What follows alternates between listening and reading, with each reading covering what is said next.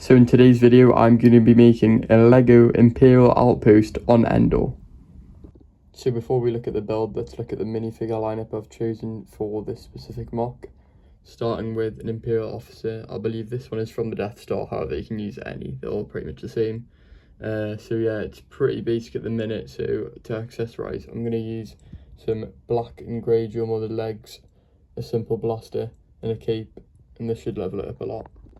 So now everything's been put on, I think it does look a lot better, especially for a leading figure of the build. For the next figure, I've then done a similar thing, equipping dual molded legs to an Imperial officer. Again, this one, however, is going to be a maintenance officer in the build.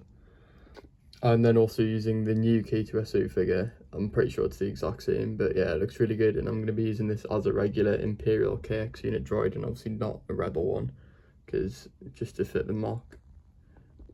And then also using another Imperial maintenance officer. This one has a different style of helmet. I think it's from a solo set, so that's pretty cool.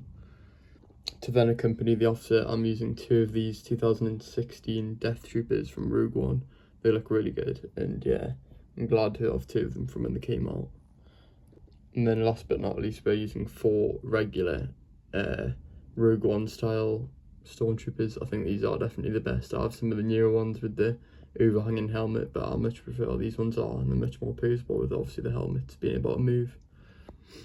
Okay, so now that we've made all the figures and placed them in the MOC, let's have a look. So I've made a simple freeform base just using a lot of wedge plates. I've then built up some simple trees with some foliage all densely around the trees to make it accurate to Endor like we see it in Return of the Jedi. Then to fill out some space and make it seem as Imperial as possible, I've added some simple crates along with a little storage silo and a control panel which the officer's operating at the minute. Then built a door that's closed to the entrance of the base, with all the troopers obviously walking out leading the officer.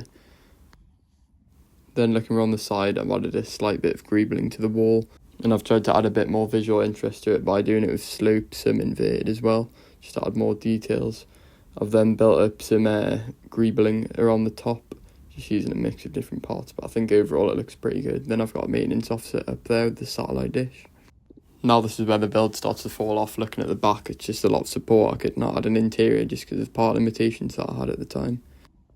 So now I've removed the figures, you can see a lot better what I've made. So I've just done this simple little silo with the control panel, which I think just fills out the room, makes it look a little bit less blocky, which is always good. And then for the entrance, I've used these more inverted masonry bricks in the dark bluish grey. I think it works well for a closed door. And then I've just used a lot of grey and jumper plate. And for the ground, I've just used medium nougat, dark tan and brown, mixed all in with the foliage. I think overall it's worked pretty well, so I'm pretty happy with it. So now moving on to techniques, we're going to first look at the tree technique, which I used quite a few of.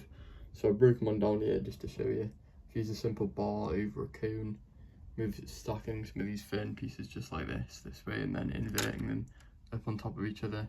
And this is what the top would look like, so I'll put in a bar, any colour, doesn't really matter. And you can put in a different cone to top it. So I've done brown on this one, but for example I've done green on the others, so either one works to be honest, and I think they look pretty good. And I have a lot of the fern parts, so that's just what works for my collection. For the rest of the foliage, there isn't really many techniques at all. I've really just stacked a bunch of these leaf pieces and then used stems with a bunch of flowers over the top. But again, I think it works pretty well. You can see a lot of them. I managed to get a lot of these pieces on the pick a brick wall in store at the Lego store. So yeah, that's very useful. It's a lot cheaper than online or anywhere else. So this is my design for the small Imperial crate. Nothing much, but I think they do the job, and they're pretty simple with a lot of the parts which I already have loads of. So this all made, I used two masonry bricks, facing them inwards, so you get the outside line view, which is pretty nice. And then just putting on a jumper plate in a light bluish grey over the top, and I think it works out pretty well. Looks pretty good, and good with the KX droid when it's holding it. Then for the final technique for all of the greebling on the roof, just is a lot of bar and clip pieces, just with random whatever grey pieces I could find really. I think these actually work really well. These are part of Anakin's interceptor, or Obi-Wan's actually. But yeah, them flip, they work pretty well. Covered as like little solar panels or whatever they would be in the Imperials. And I've got this little satellite dish just with a regular ball joint piece from like a ATT. So anyways, that's going to be the end of today's video. Hope you enjoyed it. If you did, it'd be greatly appreciative if you could subscribe and like and comment down below what you thought of the MOC and where I can improve in the future.